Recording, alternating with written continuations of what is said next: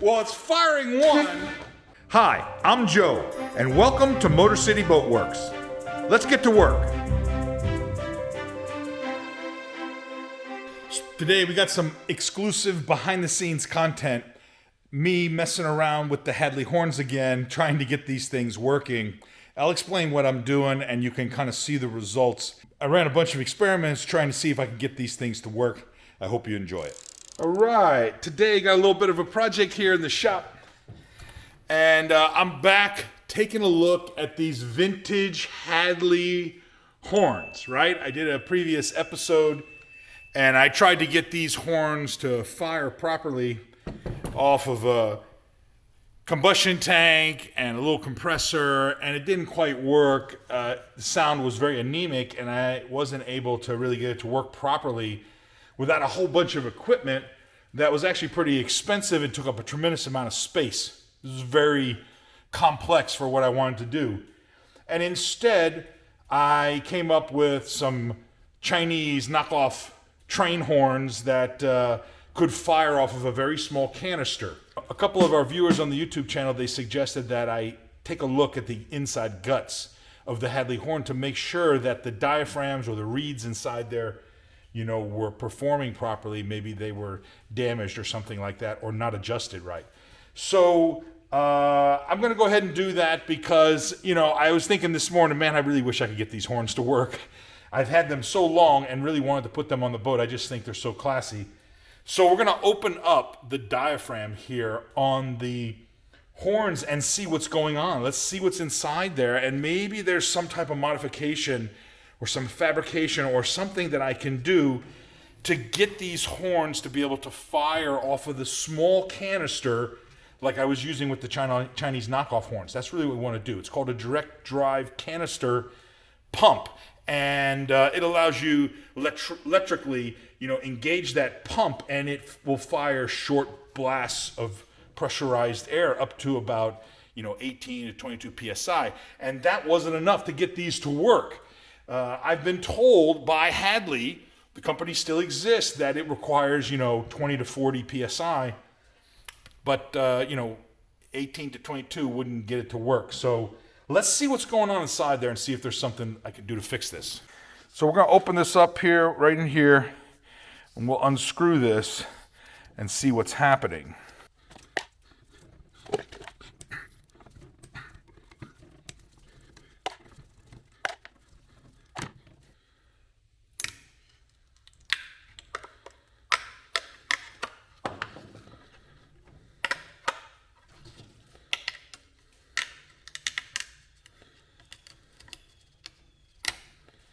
Oh, take a look. That looks pretty good. I don't see any problems with this. However, and this looks pretty good.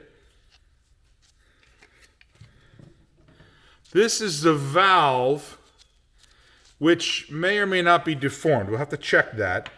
But look right here. This is what's important. See that? That is some sort of bug's nest, a mud dauber's nest. Interesting. All right, let's do the other one. Let's do the other one and see what's going on in there. If you're thinking about restoring a classic sailboat or an old trawler, check out all of the videos on my YouTube channel. Consider joining the workers or taking advantage of my boat restoration consulting services. I offer personal coaching for your boat restoration project. Be sure to like and subscribe. This channel would not be possible without your support. Thank you. I just discounted the idea that there was something wrong with these, and I really should have known better. So, lesson learned, always check the inside of your air horns here. Ah, look at that. Same thing on this one. Check it out. So, we got one right here, see? And we got one right here, look at that, a nest. All right, we got to fix these up here. So, let's figure out how to clean them up. I'm thinking like a pick or something. We'll get down inside there and see if I can crush all this mud dauber nest and then maybe vacuum and blow it out with the compressor. So let me get some equipment here. A handy set of these here, picks that we use. Got different ones.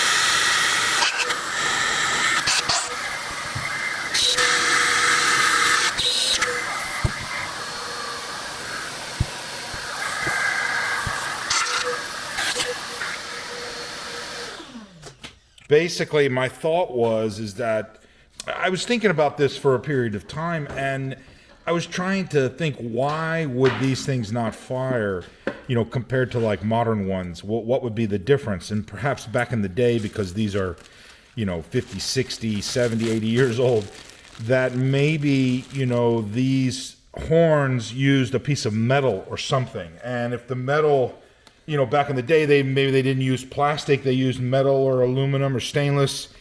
And if you could swap out the diaphragm, well, then maybe, you could get them to behave properly. And so that's what really led me to kind of think about, hey, let me see what's going on inside here. Maybe I can swap out the diaphragm with something from a modern set of horns to kind of get them to work with the smaller compressor. And frankly, it never dawned on me that something was in here maybe obstructing it. So let that be a lesson. Just looking at these, I think somebody painted these or something. This looks refinished, but I don't know. All right. The unfortunate thing is you have to get in here to this valve adjustment. This, if you don't get in there and adjust this, have access to it, then we can't properly test the horns to get them to sound at the lowest pressure. So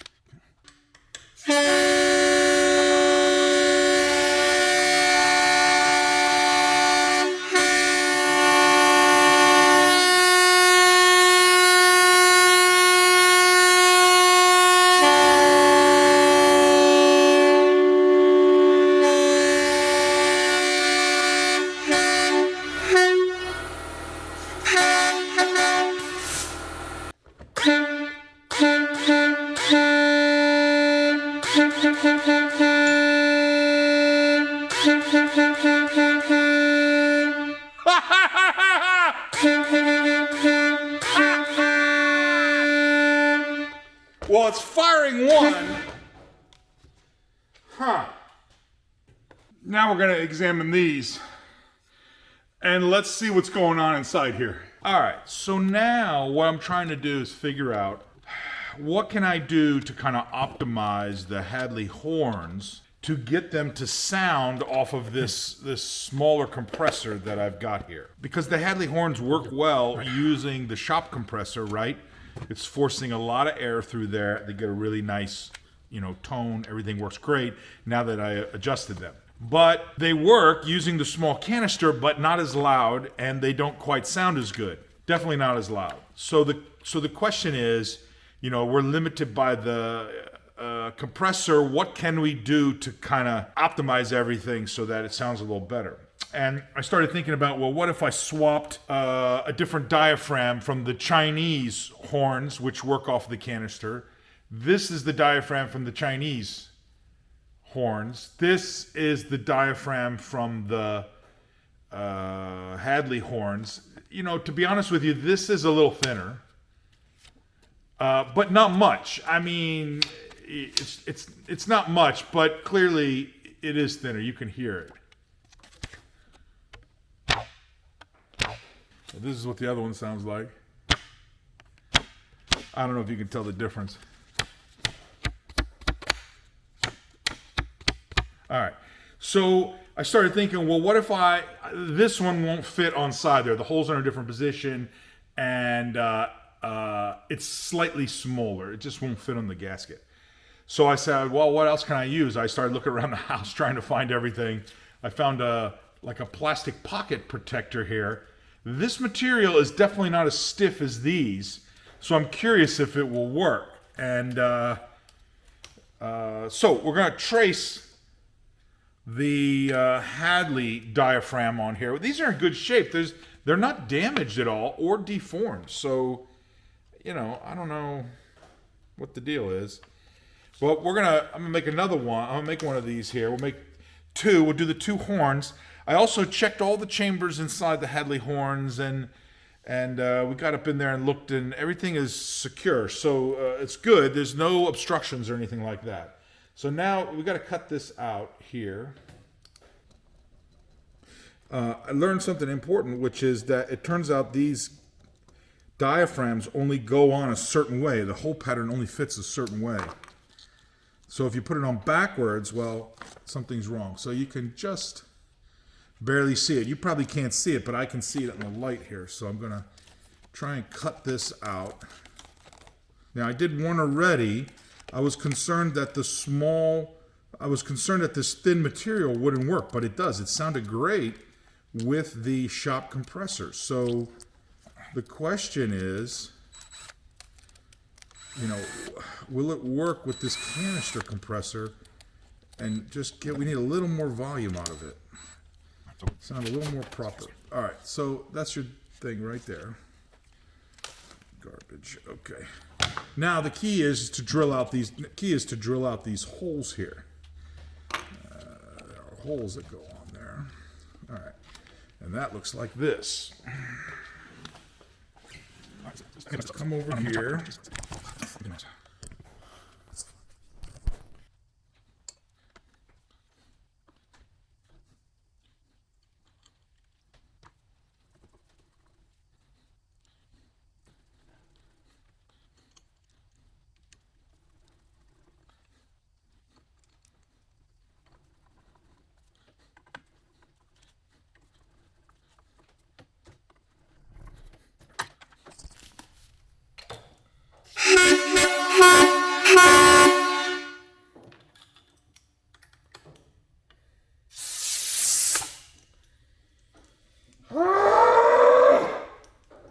Come on, dirty dog.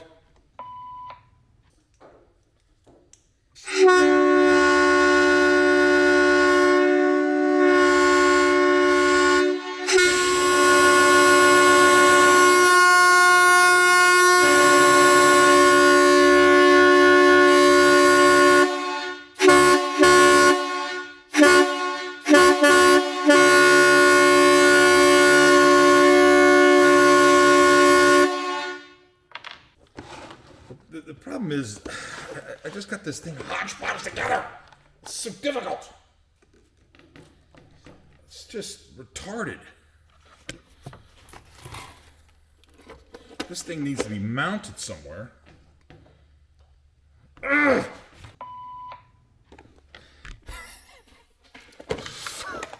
It's just ridiculous.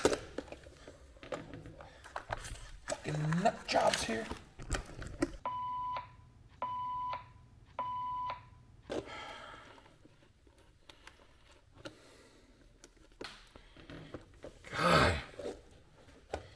Just totally irritating.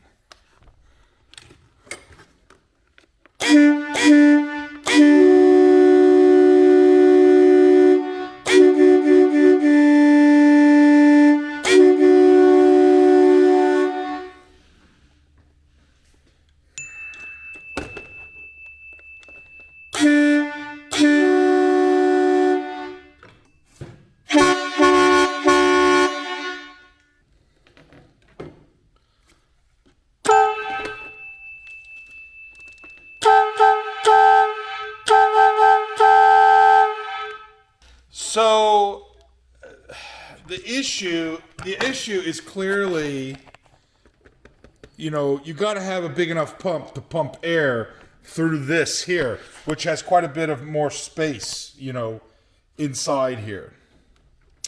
And this is what gives this interesting sound, obviously, because it's not just the simple part here.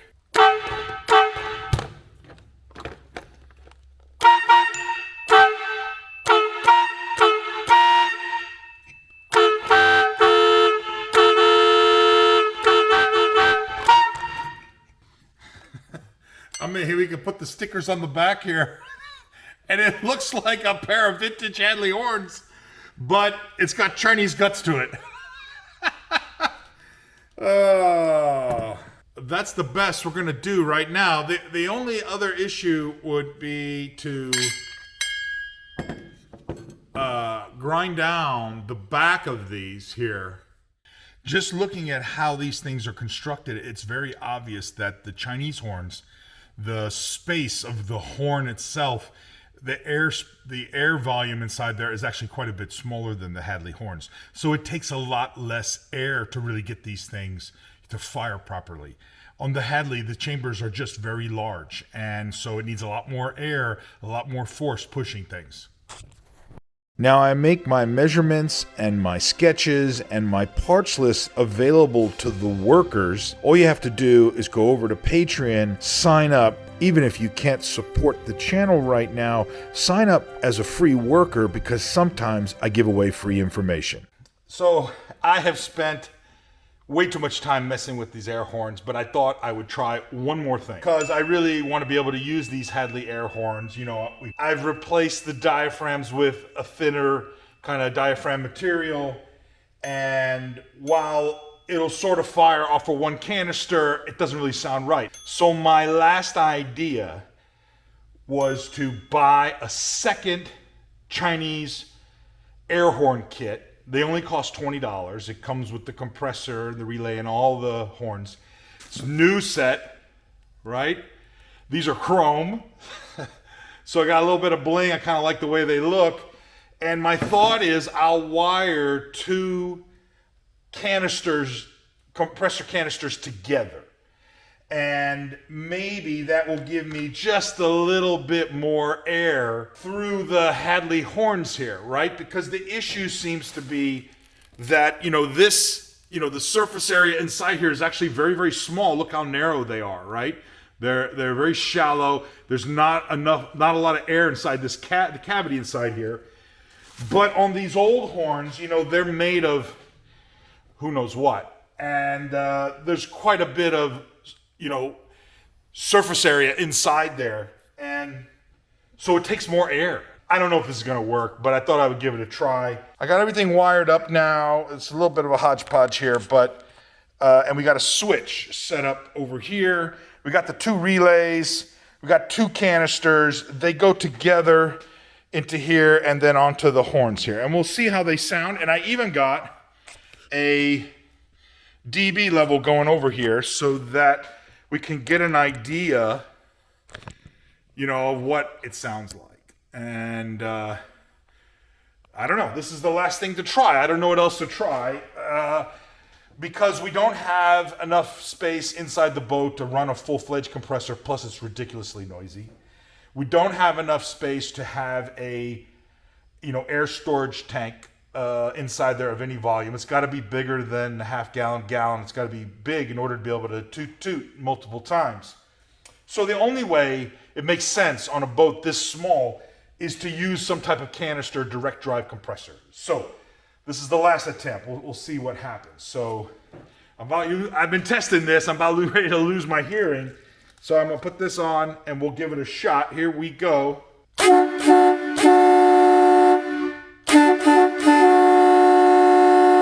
Yeah, it's just not, the dB meter says 125, but it's just terrible. And I don't know if you can hear it, but this particular pump right here has kind of got a whirring sound, so it's, The other one was doing it the other day. It may have something to do with, maybe it needs to be vertical here. Let's try this.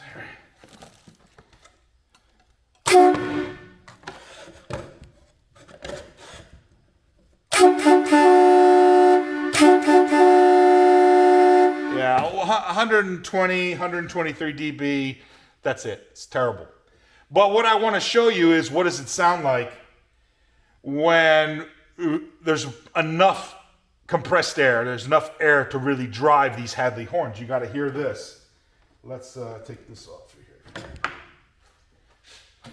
Now that they're cleaned, you know, there's a big difference. Listen to this.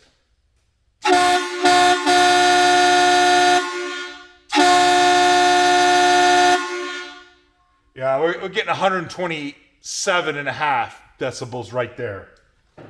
All right, so now let's try something else, which is, we've got the new horns. Let's test them. All right, one horn, that's it. That's what it sounds like. Let's see, ready to go? Here we go. Let's try this. Last one. This is the last shot here.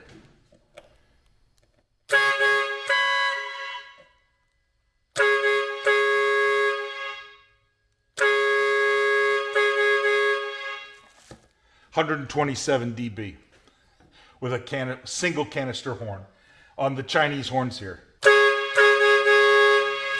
Yeah, 126.7. I like it. I think that we're going with the Chinese horns, the chrome Chinese horns. I don't know what else to do. I've exhausted all possibilities, and that's the end of that. All right. Well, I think that's it. I got nothing else. If you like these videos, please hit the subscribe button. These videos would not be possible without your support.